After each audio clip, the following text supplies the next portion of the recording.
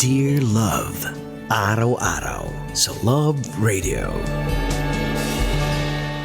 Sabi nila, kapag ex na talaga, dapat hindi na binabalikan pa dahil magdudulot lang ito ng another complication sa current relationship natin. Totoo po yan, no? Kapag ex na, wala nang balikan pa.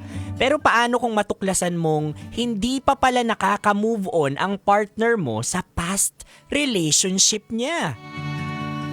Mga kabisyo, narito ang ating Dear Love ngayon na kukurot sa ating mga puso na pinamagatang X.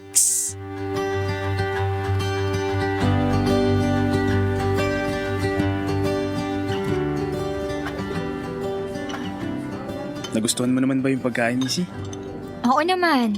Palagi ako nandito dati. Talaga? Kaya pala alam mo na agad kung ano mo orderin. Oo. Favorite ko kasi tong pasta na to. Special to sa akin. Special? Paano naman?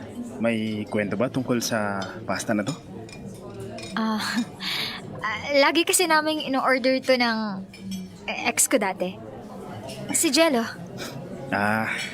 Okay. Sorry. No, it's okay. I get it. 5 years mo siyang ex, di ba? Natural lang na may memories ka sa kanya. Yeah. Salamat sa pag-intindi. Base sa kwento mo kanina, mukhang good guy naman si Jello. Maliban na lang sa part na nag-cheat sa sayo. Yep. Hindi ko nakita yun. Sa sobrang bait niya sa akin, hindi ko naisip na mag-cheat siya. Pero, nakita mo na ba ang future mo sa kanya noon? To be honest, yes. I thought so. Kasi kung hindi ka niya iniwan, baka itutuloy mo pa rin ang relationship niyo. Not totally. Pero I guess, ganun talaga kapag umiibig ka, di ba? Kahit gaano kasakit, titiisin mo. Pero sa end, hindi niya ako pinili. Kaya ngayon, wala na siya sa buhay ko. Good to hear that. Malinaw na naka-move on ka na. Thank you, Ivan. Tonight, sobrang thoughtful mo. I really appreciate it. Of course. Gusto talaga kita, Missy. At this space, gusto ko ipakita kung ano pa ang kaya kong i-offer. Kapag naging tayo. We'll see.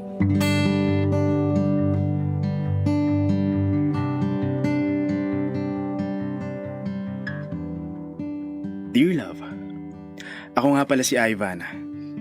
Nililigawan ko si Missy. Nagkakilala kami sa dating app. Totoo na nabighani ako sa mga larawan niyang in-upload noon. Kaya nagdesisyon ako mag-swipe right. At hindi ako na-disappoint nang magkita kami sa personal. Mas maganda siya sa personal kaysa sa mga litrato. Isa pa, siya mismo ang tipo ko sa isang babae, mula sa pisikal hanggang sa ugali. Nang naging maayos ang samahan namin, nagpa siya kaming magkita at doon ko na rin napagdesisyon ng ligawan siya. May kaunting pag-aalangan lang ako tuwing nagkukwentuhan kami. Palagi niyang nababanggit ang ex niya. Kahit malinaw na nakamove on siya, hindi ko maiwasang mag-isip. Naintindihan ko naman. Hindi biro ang relasyon na kinalagyan niya. 5 taon ang inabot at nauwi lang sa panloloko. Kung tanging ako lang ang makakatulong para makalimot siya sa nakaraan, gagawin ko. Dahil gusto ko si Missy. Higit sa lahat, gusto ko siyang mapasaya at maparamdam na may bago siyang simula. Hindi nagtagal, sinagot na rin ako ni Missy. At parang bumuo ng bagong pag-asa sa akin ang bawat ngiti niya.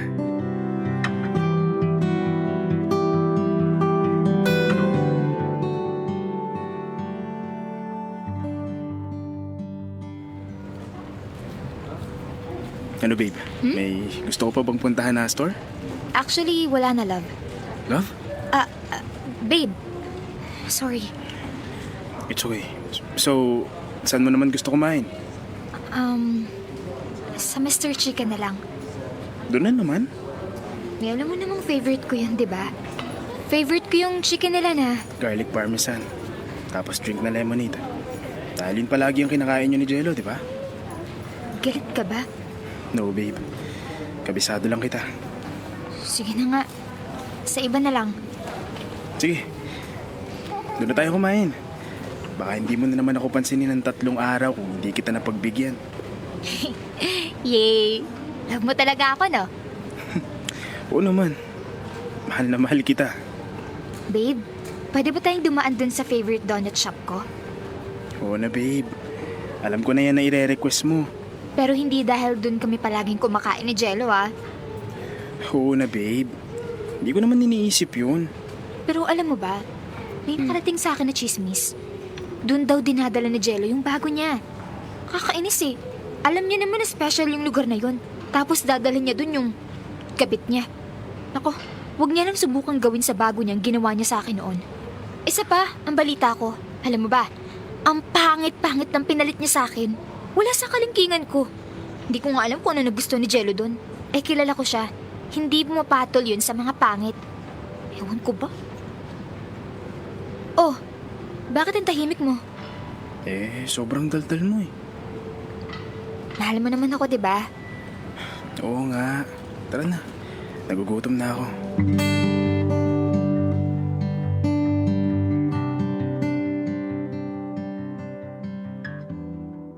Aaminin ko.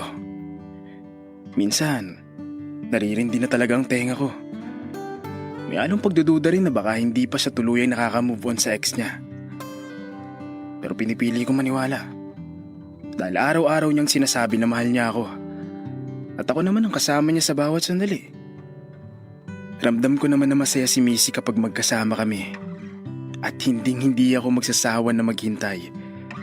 Na dumating ang araw na hindi nasasagi sa isip niya si Jello. Na ang puso niya ay buong-buo na para sa akin.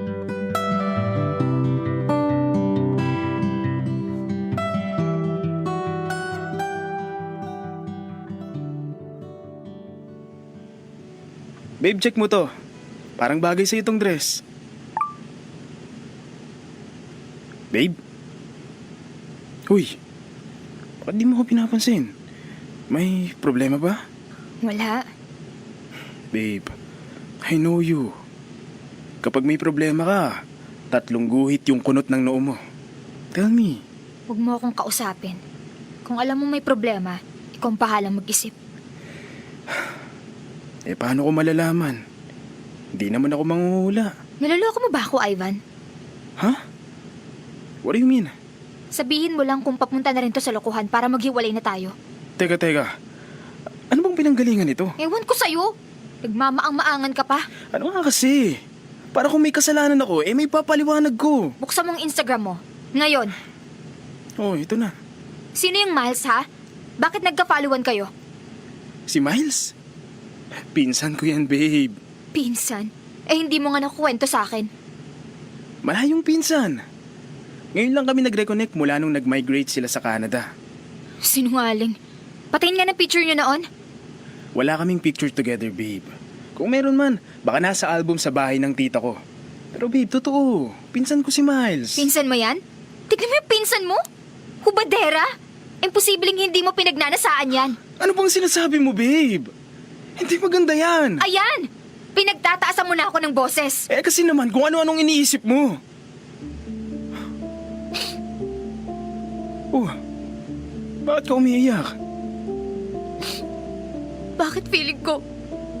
Lolokohin mo lang din ako. Babe, hindi. Ano ka ba? Masisisi mo ba ako kung natatakot ako? Hindi ka pa naloloko. Hindi mo pa nararanasan na ipagpalit. Babe, hindi ko gagawin yun sa'yo. Tumahan ka na. Hindi ka dapat magduda sa akin. Paano kung kagaya ka rin ni Jello? Babe, hindi ako si Jello. Magkaibang tao kami. Sana bigyan mo naman ako ng pagkakataon na patunayan yun. I-unfollow mo yung Miles. Ha? Babe, pinsan ko si... I-unfollow mo sabi! Ito na. May isa pa akong gustong mangyari. Ano pa? Gusto ko, ako lang ang friend mo sa kahit anong social media. Ha? Babe, kailangan ko to sa trabaho. Yan lang ang patunay na kailangan ko, Ivan.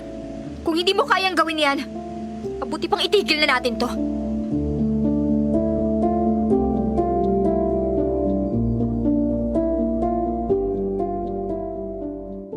Kahit labag sa kalooban ko at minsan ay parang hindi na reasonable, sinunod ko si Missy para sa ikakapayapa niya. Kahit paminsan-minsan ay pakiramdam ko'y nasasakal ako. Pero ganun talaga, di ba? Gagawin mo ang lahat para sa mahal mo. Alam kong ang lahat ng ito ay bunga ng trauma mula sa nakaraang relasyon niya. Hindi ko siya pwedeng sisihin. Alam ko rin na ito ang pinasok ko. At gamit ang pagmamahal ko, naghihintay akong gumaling siya sa sugat na hindi ko ginawa. Pagkatapos ng ilang buong pagtitiis, nagbago si Missy. Hindi na siya selosa. At hindi na niya nababanggit ang ex niyang si Jello. Para bang nagbubunga na ang aking pagtitiis. At ramdam kong unti-unti nagiging payapa ang aming relasyon. Pero kasabay ng pagbabago niya, umusbong ang aking pagdududa. Simula noong nabawasan ang kanyang pagiging praning, pakiramdam ko'y nabawasan din ang kanyang pakialam sa relasyon namin. May nagawa ba akong mali? Umabot sa puntong kahit ang simpleng pag-update sa isa't isa ay hindi na niya magawa. Dumalang ang aming usapan at sa bawat sandali, naiisip ko kung ang pagmamahal ko ba ay sapat pa para mapanatili ang init ng samahan namin.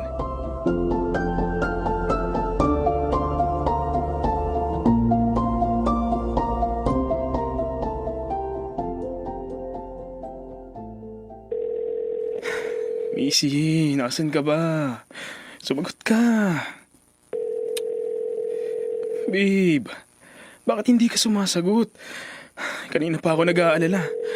Asan ka ba? Ivan. Sino yun? Nasan ka?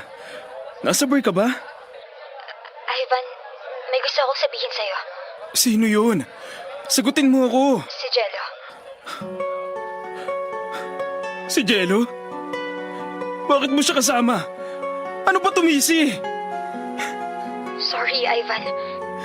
Bakit mo ako niloko? Ivan, hindi kita niloko. Minahal kita. Totoo yun.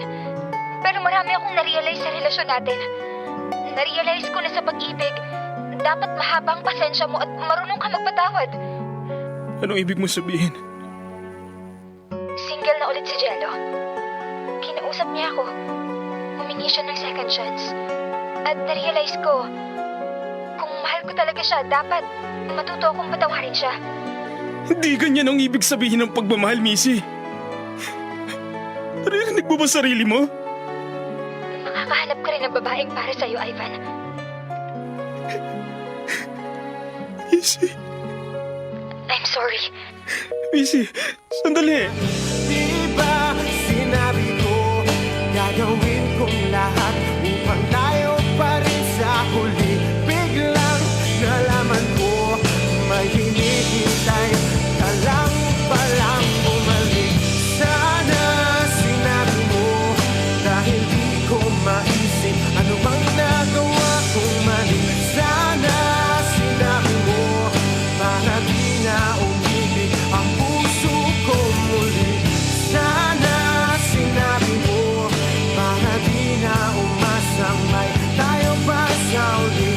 Sana sinabi mo, hahayaan naman kita. Sana sinabi mo, para di na umasang may tayo pa sa uli. Sana sinabi mo. Dear Love.